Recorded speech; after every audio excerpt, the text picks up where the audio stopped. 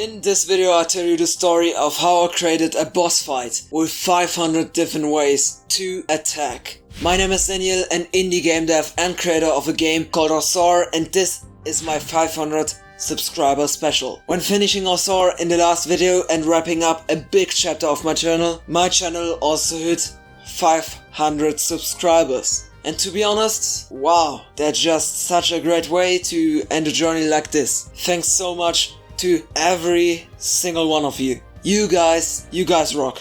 The reason why this video here is so late though is that I took some time off from YouTube, but now I'm fresh and ready for so many more game making journeys. So let's start at the beginning of this one. The first struggle with this project actually was finding an idea for a challenge that fits with the number 500. The problem with subscriber special challenges is that they're getting easier the more subscribers you get.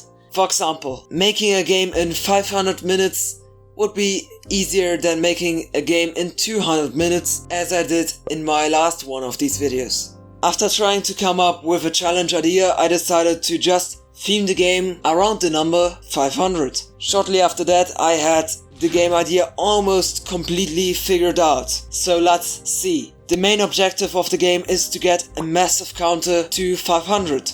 While counting, this machine also spawns various enemies based on the current number displayed at each of the 3 slots. I also wanted to add a few items, but more on that later on.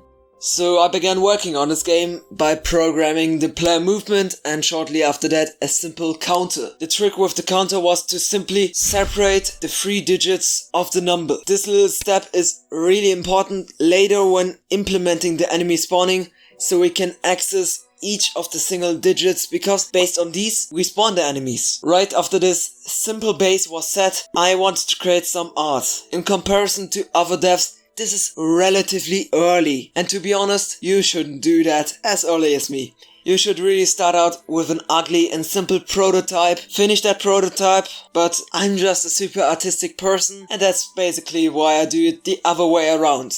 It's so risky though, don't do it, don't try this at home. Just after that, I began to make enemies. First of all, we got the rocket enemy, which simply follows the player. In a nutshell, the process of making an enemy was always the same. Come up with an idea, draw the sprites, program a simple movement or attack, and then polishing it using, for example, animations, shader materials, and all that good stuff. Roughly after 2 days, 8 of the necessary 9 enemies were done. To create the last one of these, I needed to create the items first, because this is the item collector, which, as the name suggests, collects items. For the items I created a few sprites and then simply programmed them in. This wasn't too hard and actually no effort as well. I still need to say that at the beginning of this project I felt really rusty when coding, because I just didn't really program for quite a while. It's not because of my 1 month break, that's not a lot, but more that I also didn't code much in the last weeks or even months of making my big project Osor. At the end of the project you just polish and there's not much programming required there.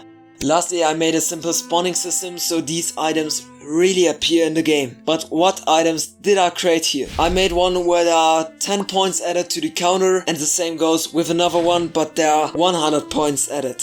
Next we got one that stops the counter for some time so you can calm the existing chaos. A simple shield one that simply protects you, and one that clears the screen, which is very helpful in some situations. Now we're pretty much set to tackle the big thing, and due to our already good setup at the start, it actually was super straightforward to let the counter finally spawn the enemies.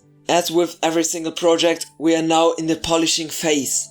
It was almost like every other project of mine, so nothing interesting here. Of course, I now needed to add a win and lose state, main menu and splash screen. After these things, I also created a tutorial which isn't too interactive, but it does the job well. I did have a deadline and a week isn't that much to create a full game, so that's why I needed to make a shorter and simpler version of the tutorial. Overall, my goal was to make the game not only responsive and juicy, but also quite bouncy, because the main objective, aka the counter, is very bouncy as well. And to be honest, I can literally spend years just polishing and creating art assets. Definitely my two favorite things with game dev. But I also noticed, especially with this project here, that I love wearing all those different hats. Like the programmer, designer, artist, etc.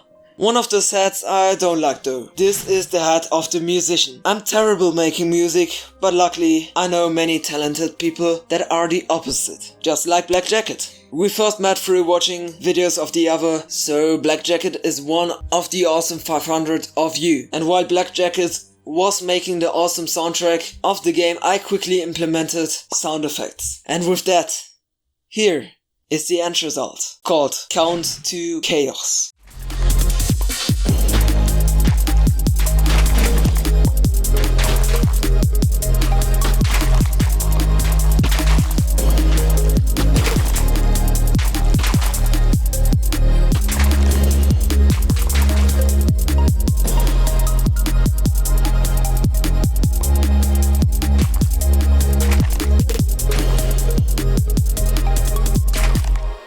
The game is out now on itch.io, so you can play it if you like what you see here. If you want to see more like this, you can also like and subscribe. That would really mean the world to me. Black Jacket also has a YouTube channel, so you can also head over there. With all that said, see you next week when I create a little Christmas gift for you. Cheers!